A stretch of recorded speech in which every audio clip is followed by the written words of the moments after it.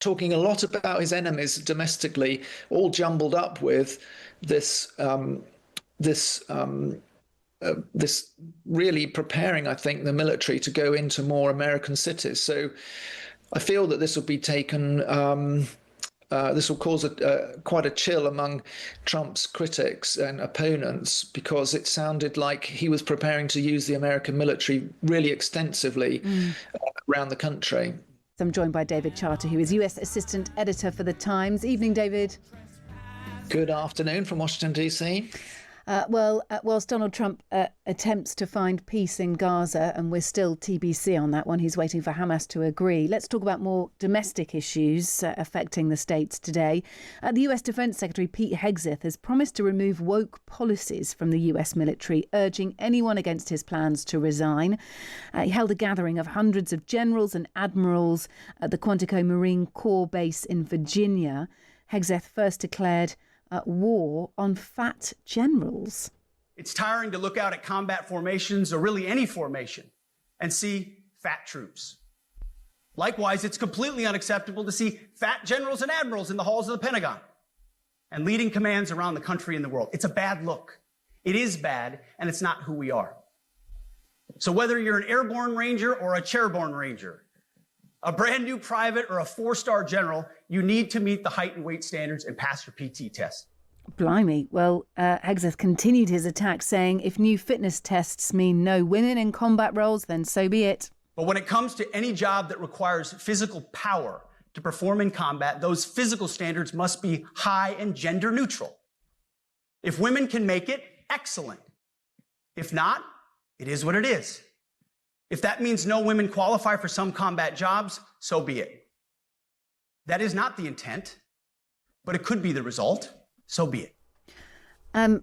Quite astonishing, really. I mean, this isn't the first time, David, that we've heard Pete Hegseth question the role of women in the army and their ability to contribute on matters of fitness and strength. But is he really going to throw women out of the army who don't meet the test?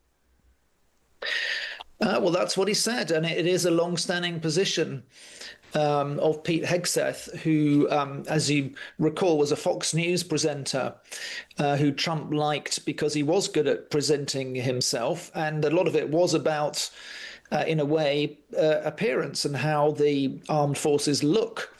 For Pete Hegseth, he went on to talk about how there'd be no more beardos, everyone's got to shave and look smart in the ranks, along with this new regime for testing physical fitness twice a year for everyone, from top to bottom, from the chairman of the Joint Chiefs, from top to bottom. They've all got to do their pull-ups and their press-ups and get into shape and meet the standards. And anyone who's overweight, he said, would be cut. And one of the reasons he feels confident in putting forward this now is that there has been a surge in applications to join the armed forces in America under the Trump administration. They've been fulfilling their recruitment quotas and more much earlier in the year. And it seems like, I think, as Trump put it, that Hegseth's got the pick of the litter, as he put it, so he's going very tough on the standards that he's written about this. He wrote books about this before he became the Secretary for War, as we now must call him, as the new designation for the Ministry of Defense, and it's not a case, as he says, of being anti-woman or anti-anything. It's a case of a matter of life and death and having the most respected fighting force in the world. Crikey. OK, well, look, Donald Trump took to the stage after Hegseth, sort of making the joke, I've never walked into a room so silent before.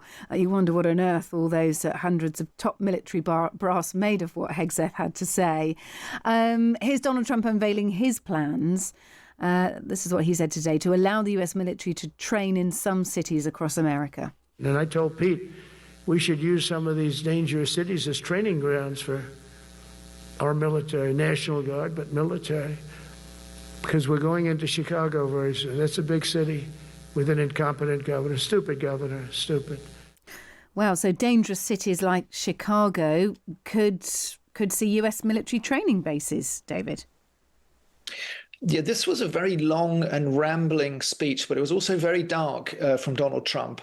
I think really one of the darkest speeches he's made as president. And remember that the Hegseth had summoned these military leaders, these generals and admirals from around the world. Some of them had traveled thousands of miles and were told to drop everything at a week's notice to be at the Marine headquarters for these speeches. And the core of President Trump's speech was how he wanted to use the military against the enemy within. He was talking about the war from within, the invasion from within. There is an oath that members of the armed forces swear when they join to protect the Constitution from against all enemies, foreign and domestic. And there was a really heavy emphasis in Trump's speech that is concerning quite a few military observers about the emphasis on the domestic this time.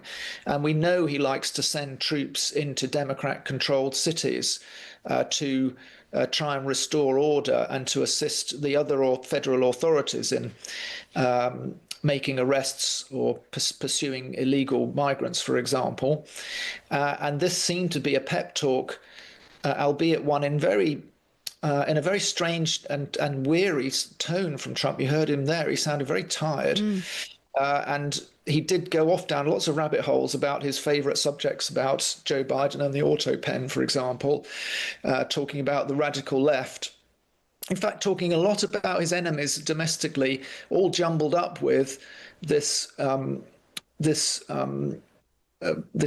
really preparing, I think, the military to go into more American cities. So I feel that this will be taken, this will cause quite a chill among Trump's critics and opponents, because it sounded like he was preparing to use the American military really extensively around the country.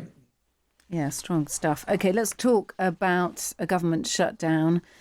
Does it look likely the Congress can't agree on a proposed spending bill? Trump has spoken from the White House, saying his administration don't want to see a shutdown and will make life difficult for the Democrats during the spending freeze. We don't want it to shut down because we have the greatest period of time ever. I told you, we have $17 trillion being invested. So the last person that wants it shut down is us. Now, with that being said, we can do things during the shutdown that are irreversible, that are bad for them and irreversible by them, like cutting vast numbers of people out, cutting things that they like, cutting programs that they like.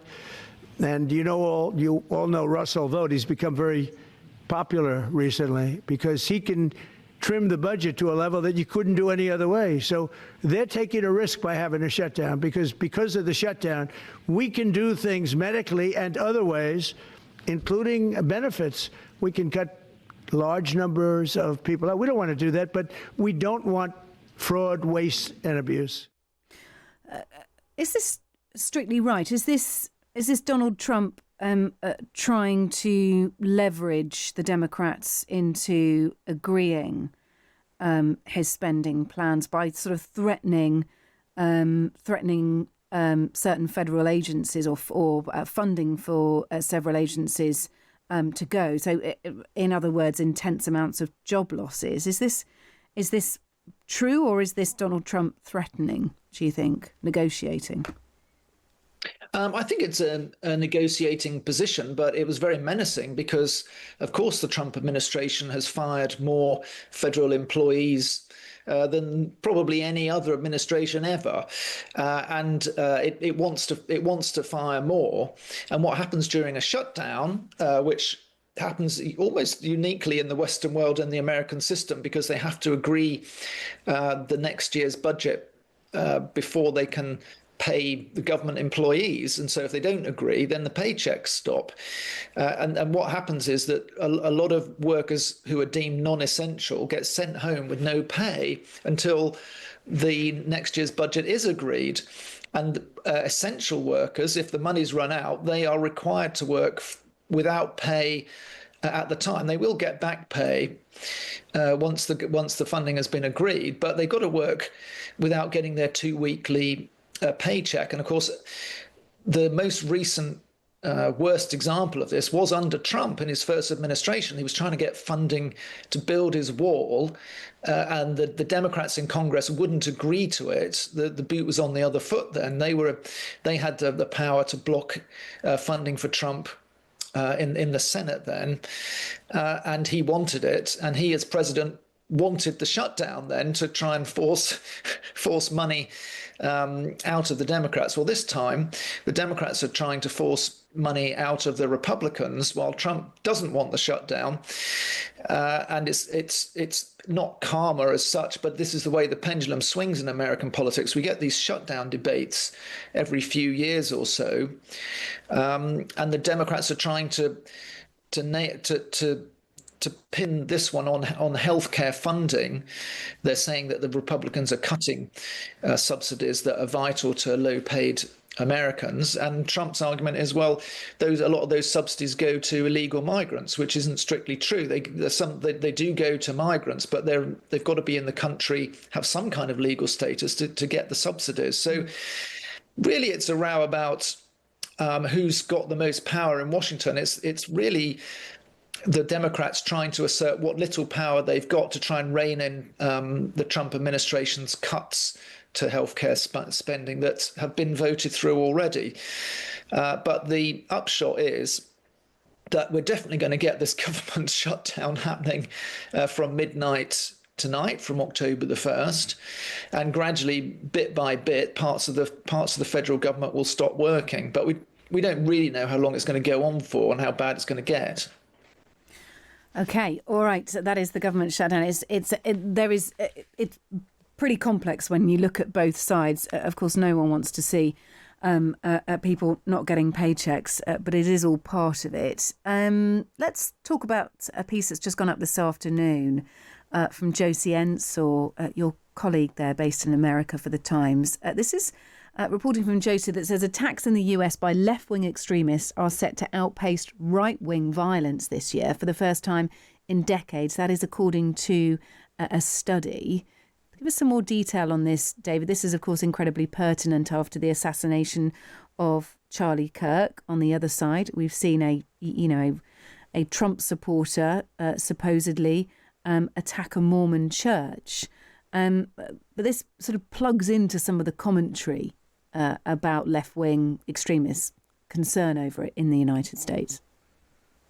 So this is a really fascinating study by an independent think tank, the Center for Strategic and International Studies, and it's looked back over 30 years at attacks that can be described as domestic terror attacks, and it's categorized them into right or left or jihadist or ethno-nationalist, and on the basis of right and left, it's a pretty clear picture over the many years of the study is that more of the attacks have been motivated by far-right extremists, but not this year.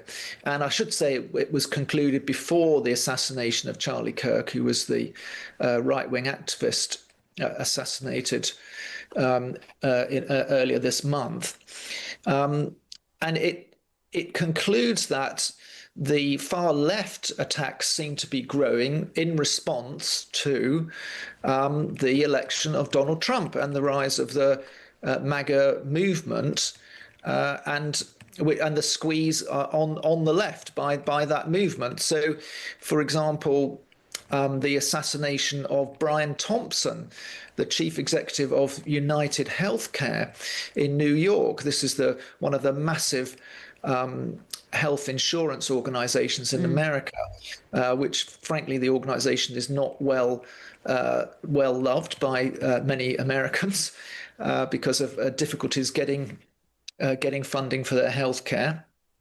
But almost the lionization in some areas, in some parts of the internet, of the alleged assassin of Brian Thompson is a really novel example of or a really intriguing example of the rise of extreme left-wing violence that they cite in this study, and in the atmosphere that's been created of the MAGA movement basically in control of the country, and it